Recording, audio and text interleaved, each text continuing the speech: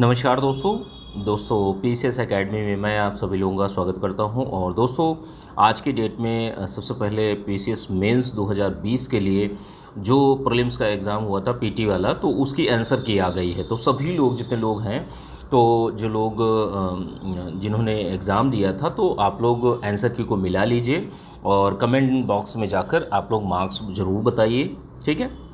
और देखिए लगभग 120 दिन है यूपी पीसीएस मेंस में। तो अब करंट अफेयर प्लस एक स्टैटिक जीएस का क्वेश्चंस, दो क्वेश्चनों को अब हम लोग day by day daily basis पे करेंगे। देखिए दोस्तों, अगर आप थोड़ा सा भी जैसे दो प्रश्न भी अगर आप डेली लिखते हैं तो ये आपके लिए बेहतर रहेगा, ठीक है। और भी सारी चीज़ें करना चाहते हैं, टेस्ट सीरीज, ड्राफ्टिंग, ये तो इन चीज़ों के लिए आप लोग पेड ग्रुप भी ज्वाइन कर सकते हैं, 50% ऑफ के साथ में चल रहा है, ठीक है। तो आज की डेट में हम लोग अब सारी चीज़ें को देखेंगे। पेपर थर्ड का प्रश्न है, प्रश्न संख्या 193 है। 200 शब्द सीमा में इस प्रश्न को आप लोगों को लिखना है। तो इन चीज़ों को आप लोग ध्यान रखिएगा, शब्द सीमा का खास ख्याल रखिए। और जैसे जो ग्रामर की गलतियां होती हैं वो आपसे नहीं होनी चाहिए, जैसे सावधानियों में आता है, तो ग्रामर की गलतियां आपसे नहीं होनी चाहिए। और जो इंट्रोडक्शन पार्ट है, बॉडी पार्ट है, कंक्लूजन पार्ट है, तो तीनों में अगर एक एक कोटेशन, कविता, श्लोक, मूवी के गीत, बोल, ये सारी चीज़ें ऐड कर सकते हैं आप लोग और अपने उत्तर को बेहतर बना सकते हैं। इसके साथ में भी और अन्य भी चीज़ें होती हैं कि जैसे कुछ फ्लो चार्ट है, डायग्राम है, इन सारी चीज़ों का भी उपयोग करिए। जो अच्छे शब्द जो होते हैं, अच्छे कीवर्ड जो होते हैं, उनको अंडरलाइन भी करने का प्रयास करिए। तो इन सारी चीज़ों को देखते हुए अच्छे से इस प्रश्न को लिखिए। स्वच्छता का खास ख्याल रखिए, ग्रामर की गलतियाँ बिल्कुल भी नहीं करनी है, ठीक है। जो प्रश्न पूछा जा रहा है उसका सही मायने में, सही रूप में आप लोगों को उत्तर देना है, ठीक है। देखिए, उत्तर प्रदेश में जैव प्रौद्योगिकी नीति की प्रमुख विशेषताओं का वर्णन करना है कि उत्तर प्रदेश जैव प्रौद्योगिकी नीति की प्रमुख विशेषताएं कौन कौन सी हैं। तो सबसे पहले आप लोगों को क्या करना है कि एक भूमिका बतानी है। जो जैव प्रौद्योगिकी होती है ये क्या है, तो देखिए सबसे पहली बात यही है कि जैव प्रौद्योगिकी जो है जीवित जीवों पर, जो जीवित जीव होते हैं उन पर आधारित तकनीकी है। जैसे जेनेटिक इंजीनियरिंग हो गई, टिश्यू कल्चर टेक्नोलॉजी हो गई, माइक्रोबायोलॉजी हो गई। तो ये सारी की सारी चीज़ें जो जीवित जो जीव होते हैं उन पर अनुसंधान किया जाता है, ठीक है।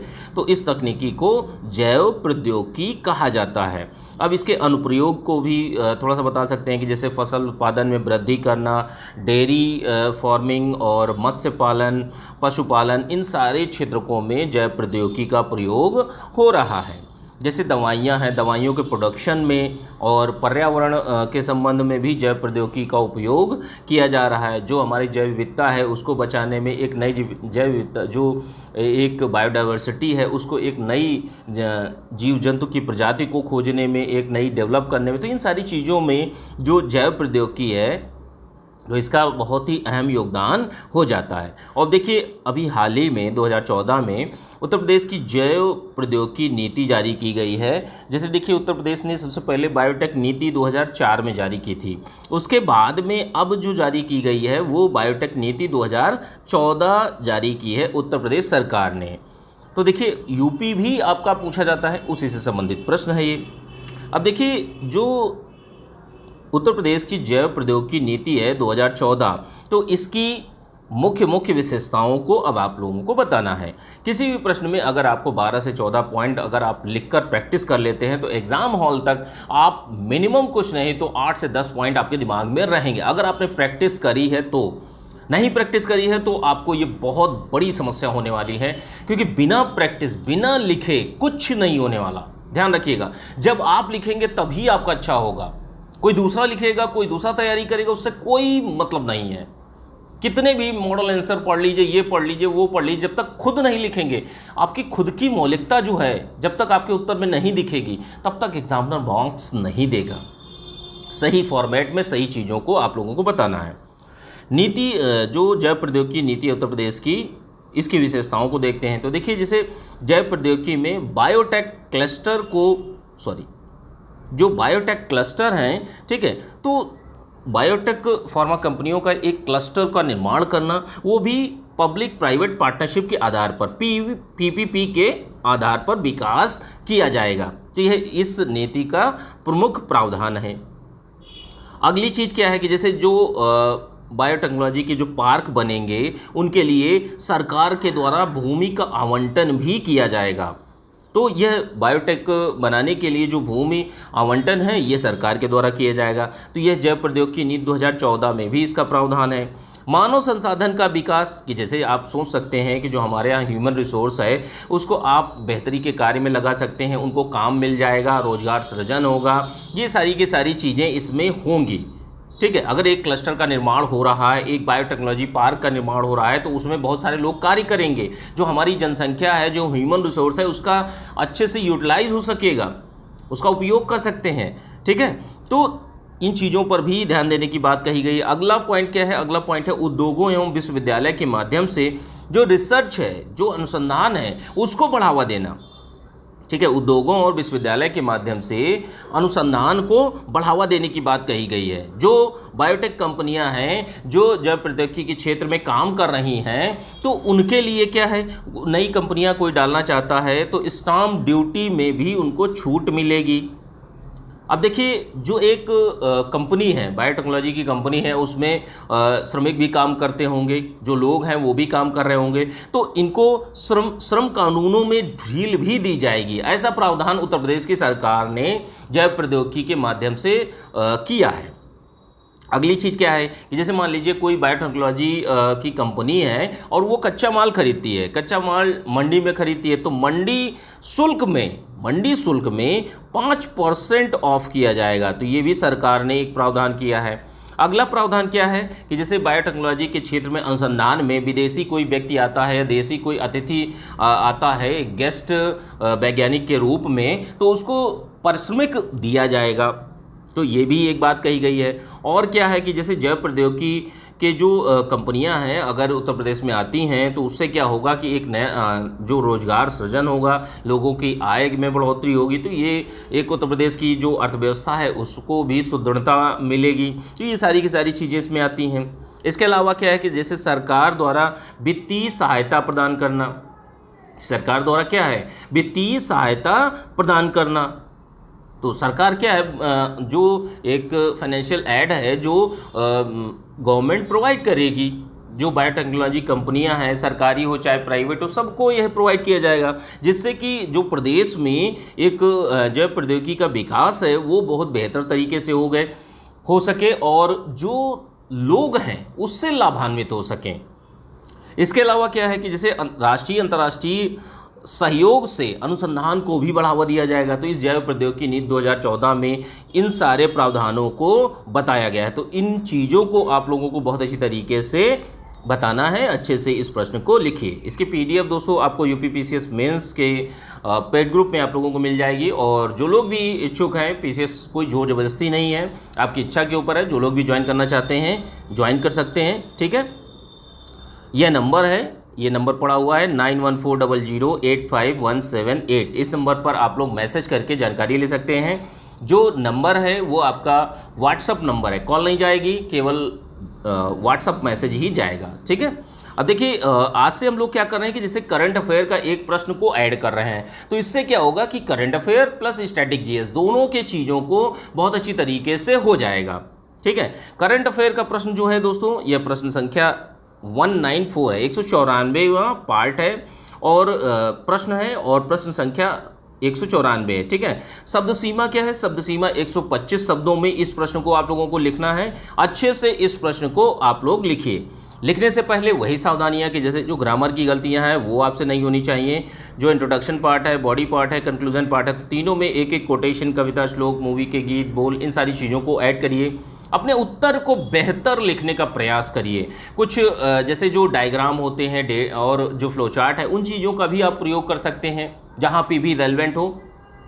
तो इन चीज़ों को आप लोग ध्यान रखते हुए अच्छे से इस प्रश्न को लिखिए। ठीक है, और जहाँ पर भी जैसे अच्छे शब्द जो होते हैं, जो टैग लाइनें टाइप में होती है, तो उनको आप अंडरलाइन भी करने का प्रयास करिए।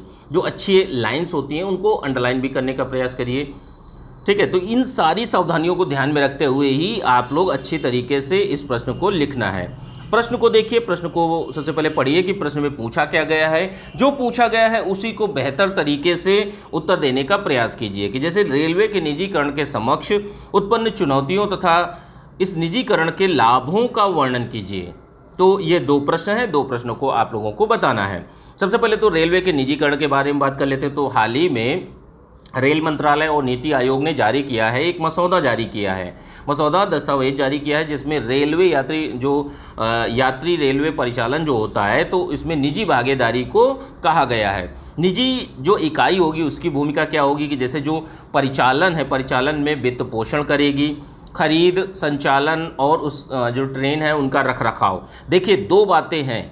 एक बात यह है कि ये पर्टिकुलर ए नाम की कंपनी है जो रेलवे का इंफ्रास्ट्रक्चर खड़ा करती है और संरचना का विकास करती है, और दूसरी कंपनी क्या करेगी, इस इंफ्रास्ट्रक्चर पर यह रेल ट्रेनों को दौड़ाएगी। ठीक है, तो ये बी कंपनी है। अब देखिए बी कंपनी और ए कंपनी के बीच में किस तरीके से डिफरेंस आएंगे। ठीक है, ये बहुत सारी ऐसी चिंताएं हैं कि क्या होगा, किस तरीके से होगा, तो इन सारी चीज़ों के बारे में बात करेंगे। देखिए जो रेलवे का निजीकरण किया गया है पहली बार में, अभी जैसे कुछ रूटों पर, चुनिंदा मार्गों पर ही ये चीज़ें लागू की जा रही हैं, जैसे मुंबई से न्यू दिल्ली, न्यू दिल्ली से पटना, इलाहाबाद से पुणे और दादर से बड़ौदा सहित 100 मार्ग को चिन्हित किया गया है जहां पर रेलवे का निजी परिचालन है उसको अनुमति दी जाएगी।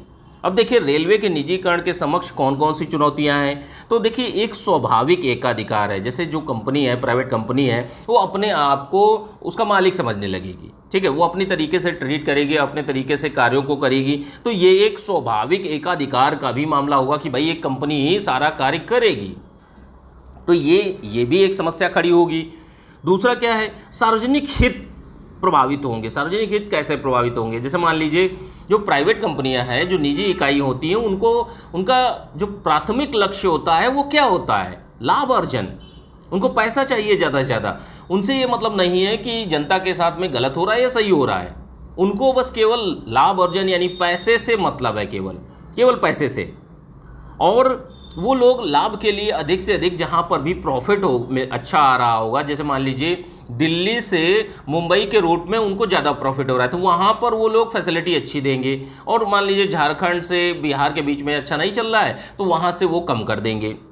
तो ऐसी चीज़ें क्या है, विस्तार उन्हीं प्रदेशों या उन्हीं क्षेत्रों में होगा जहाँ लाभ ज़्यादा होगा। तो ऐसी चिंताएँ भी दर्शाई जा रही हैं। और क्या चीज़ है कि जैसे प्राइवेट सेक्टर होगा वो नई टेक्नोलॉजी विदेश से लाएगा, वो गोपनीय रखेगा, किसी को बताएगा नहीं, वो क्योंकि वो उसकी प्रॉपर्टी है। ठीक है, तो यहाँ पर एक गोपनीयता की संस्कृति भी पनपेगी और जो परिचालन है उसमें उतनी जवाबदेही नहीं रहेगी। ठीक है, तो इसलिए भी चिंता की जा रही है कि जवाबदेही का भी एक मुद्दा खड़ा होगा।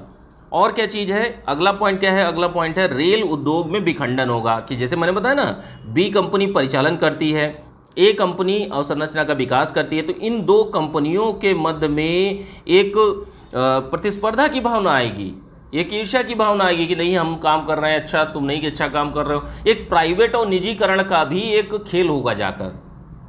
तो इन दोनों में सामंजस्य बिठाना, एक रेगुलेटर की व्यवस्था करना बहुत ज़्यादा ज़रूरी है। तो इन चीज़ों को किया जाना यहाँ पर बहुत ही ज़्यादा ज़रूरी, नहीं तो रेल उद्योग में जो रेलवे मिनिस्ट्री है, जो रेल उद्योग है, उसमें विखंडन की संभावनाएं बढ़ जाती हैं।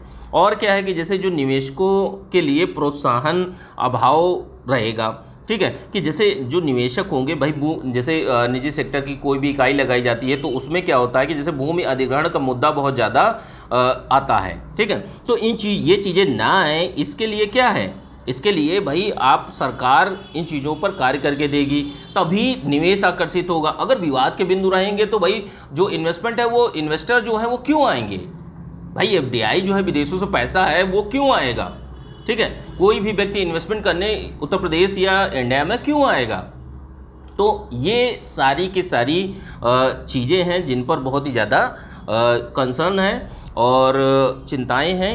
अब देखिए नीतिगत अनिश्चितता, एक पॉइंट और है, नीतिगत अनिश्चितता के जैसे एक पॉलिसी मेकिंग होती है। अब दोनों में कन्फ्लिक्ट होगा कि भाई ए कंपनी बनाए या बी कंपनी बनाए।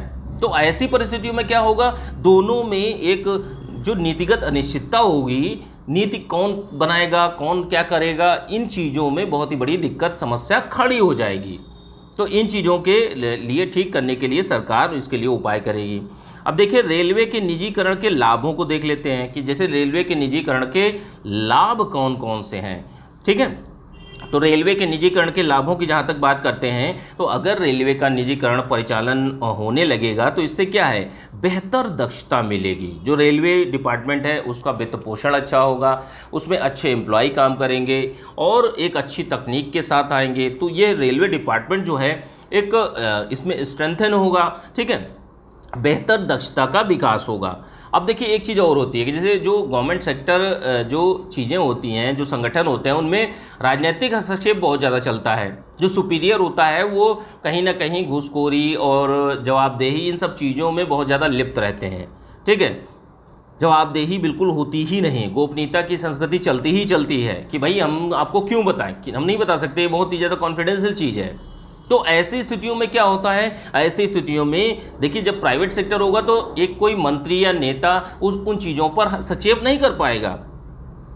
और क्या चीज़ें होगी, जैसे इन्वेस्टमेंट है, जैसे मान लीजिए आज की डेट में यूपीए गवर्नमेंट या एनडीए गवर्नमेंट की सरकार है। ठीक है, एनडीए की सरकार है और भाजपा की सरकार है। तो ऐसे में क्या होगा, भाजपा के शासनकाल में कुछ इन्वेस्टमेंट आया और उसी इन्वेस्टमेंट को अगली वाली सरकार कैंसिल कर देती है या रिजेक्ट कर देती है कि किन्हीं आधारों पर दिखाकर कि हाँ भाई ये नहीं सही है, ठीक है, ये फॉल्ट है। तो ऐसे में क्या होगा, ये भी एक दिक्कतें आती हैं कि भाई जो दीर्घकालिक निवेश है वो भी हतोत्साहित होता है। लेकिन जब निजी सेक्टर आएगा तो इसको पता है कि प्राइवेट कंपनी ही काम करेगी, तो एक दीर्घकालिक निवेश भी प्राप्त होगा।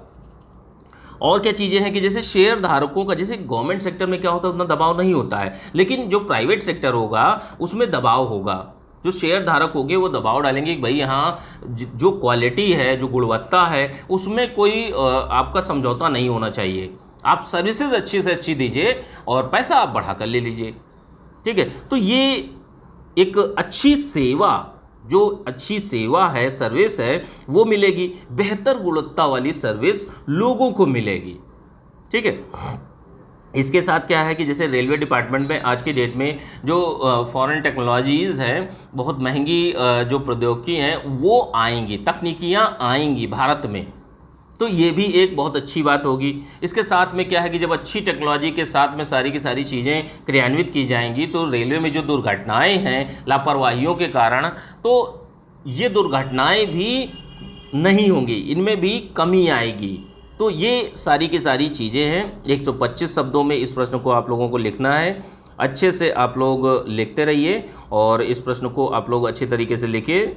PDF दोस्तों आप लोगों को टेलीग्राम ग्रुप में मिल जाएगी, पेड ग्रुप में। और जो लोग भी पेड ग्रुप ज्वाइन करना चाहते हैं, नंबर है 9140085178 पर मैसेज कर सकते हैं। ठीक है, चलिए ठीक है, थैंक यू देखने के लिए।